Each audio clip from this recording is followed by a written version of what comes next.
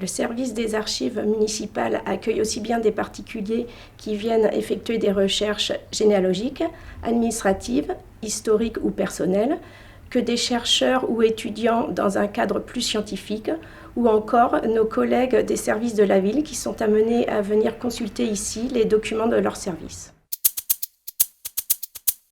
Nous sommes membres du cercle généalogique de l'ONIS.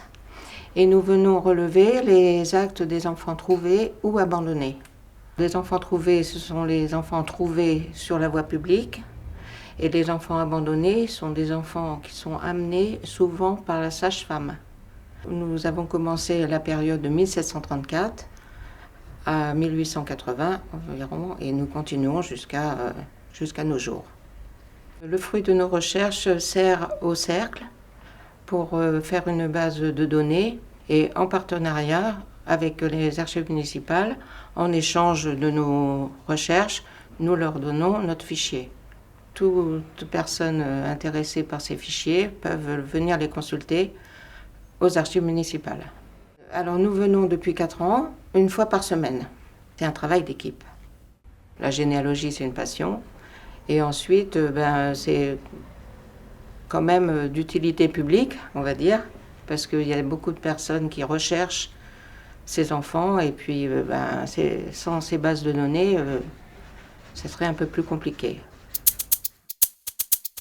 Je suis doctorant en histoire contemporaine à l'Université de Poitiers. Mes travaux de recherche sont financés par la région Nouvelle-Aquitaine et le comité régional de la conquiculture. Mon sujet de thèse porte sur l'ostréiculture et la société ostréicole en Charente-Maritime de 1853 à 2010. Je viens aux archives municipales essentiellement pour consulter des archives publiques qui émanent des administrations et en série F notamment où il y a des informations concernant le maintien des parcs à huîtres dans les environs immédiats de La Rochelle. Alors les archives municipales et moi, c'est une vieille histoire.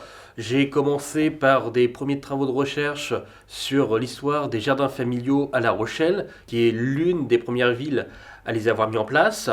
Et j'ai été en stage en Master 2 auprès de la direction des affaires culturelles où j'ai été mandaté pour mener des recherches sur la restauration de l'hôtel de ville au XIXe siècle par l'architecte Juste Lich.